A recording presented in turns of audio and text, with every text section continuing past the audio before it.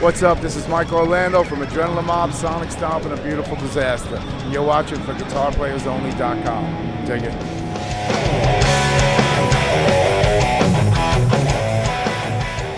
Hi everyone, John Liebman here. You're watching for GuitarPlayersOnly.com. Here we are at the 2016 Winter NAMM show, Anaheim, California, and sitting next to me is Mike Orlando of Adrenaline Mob. How you doing, Mike? I'm doing great. Pleasure to be here.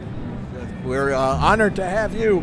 Thank you very much. Honored to be here. We'd like to hear about Adrenaline Mob and that story, but I'd like to go back to the beginning and talk about the early days. Where are you from, first of all? I'm from New York, Staten Island, New York, born and raised. Well, that should have been obvious to me. I don't know why I even had to ask. Just a little bit. Well, let's talk about your musical upbringing, the surroundings you had as a kid, your earliest memories. Did you come from a musical family, parents, brothers and sisters, records playing, going to concerts, things like that? How would you describe your first introduction to music as far as those things go? It was all from my dad. My father actually started me on guitar and teaching me, and I grew up listening to Les Paul and Mary Ford, believe it or not. So Les Paul is the reason I play. All the old recordings, he was just so amazing, such a clean, fast guitar player. Always, I always wanted to strive to be that style, and that's where it all started from.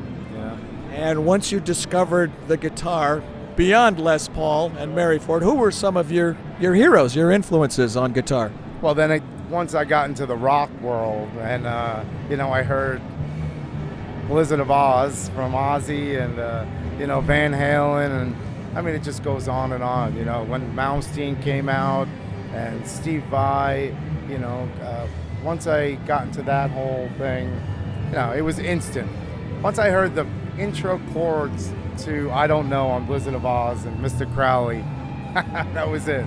Okay. I was sucked right in. Well, tell me about Adrenaline Mob. How did that band come together? Sure, we started it back in about 2011. Myself and my singer Russell Allen, and we've been going strong ever since. We have 4 releases under our belt, lots of tours. We've toured with Godsmack and Avenged Sevenfold and a lot of great bands, and taken the band all around the world. So it's one of my my proudest moments in my career. So, and we're still going strong. We'll probably have something coming out, in I don't know, maybe a year or so. We're definitely taking a little breather to work on the next album and just kind of hone it in, and so that's where we're at right now. Is your father still alive? Yes. So what is his reaction, having been influenced you with Les Paul and Mary Ford, and what you're doing is kind of a far cry from that. What's his reaction to seeing what you've done with your career and Adrenaline Mob and such? Oh, he loves it. My he was always like, whatever you do to the best of your ability. My father was a Mr. America and a Mr. Universe, so he was a huge bodybuilder in his day. So, he took it to the best of his ability, and he always said, Michael, whatever you do, just do the best you can do. Give it your everything. Your father was Mr. America and Mr. Universe? Yeah. So I bet you, what happens if you were bad or you did something wrong? Did he? You definitely didn't speak up much when you were a kid. I learned all my manners that way, but no, he's a very soft-spoken man. I love him to death, my best friend. Does he come to your concerts? He's been to some of them.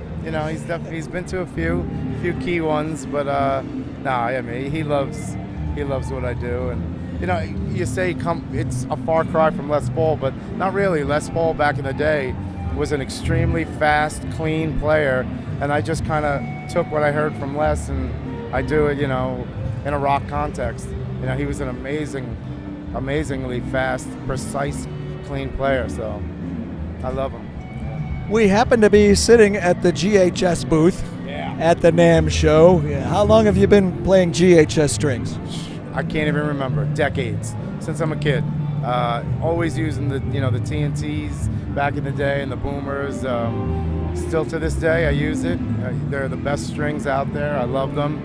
Tone-wise, reliability, everything you could think of. They last a lot longer. The tone doesn't fade. They still keep their their brightness and their feel, even if you don't change them for weeks or shows upon time. I mean, when I'm when I'm on tour, what's great about GHS is you don't have to change them every night if you don't want to. They're just an incredible sounding, durable string. What lies ahead? What else is on the horizon? Do you have anything that you're working on other than what you mentioned about the new record? Anything beyond that I've always wanted to, or someday I'm gonna, or one of these days? Do you have anything in those categories? I do. I have a lot going on this year, actually. I have a new band I'm launching called The Beautiful Disaster with myself. The drummer's name is Chad Zeligia from Breaking Benjamin and Black Label Society. Our bass player Eric Leonhardt from Tantric and Adrenaline Mob. So we're starting that album. We just started it not too long ago. So hopefully the next couple of months we'll be finishing that up. That'll be coming out this year. I'm doing the Axes and Anchors Cruise with my band Sonic Stomp, which is an instrumental band. And I'm also doing a release this year with Sonic Stomp and a live DVD we're going to be working on. I'll be touring with that overseas in early this year. So got a lot of stuff coming up. Very excited. Well, that's great. You should be. It sounds exciting, and I can see you kind of light up when you talk about it. It's probably hard for you to imagine, but what would you be if you were not a guitar player? Something outside of music. I honestly have no idea. It would be in music because I own my own recording studio and I engineer, mix, and master all the albums that we do. Any outside interests? As far as what? Well, some people say I'd like to be a chef, or Tommy Stinson from Guns N' Roses. He said, "Oh, I'd be a weatherman. I always want to be a weather." Somebody today said a race car driver. Well, I did race cars for a long time, so yeah, I have a 700 horsepower Corvette, and Now we're talking. Yeah, I've been a drag racer for years. That's where the Adrenaline came from. Adrenaline Mob's first name was actually Adrenaline Fueled Junkies. And then when Mike Portnoy came in the band and we all got together, we joined the Adrenaline with the Mob. But so it's even on the first album. There's songs like "Down to the Floor" on the Adrenaline Mob's debut album. That's all about drag racing, and so that's definitely my second love. Yes. Okay. Well, now we know. Well, Mike Orlando, great catching up with you. Great getting to know you. Keep us posted on all that stuff, and we'll let everybody know on For Guitar Players Only. Definitely check it all out. At the GHS booth at the 2016 Winter NAMM show with Mike Orlando.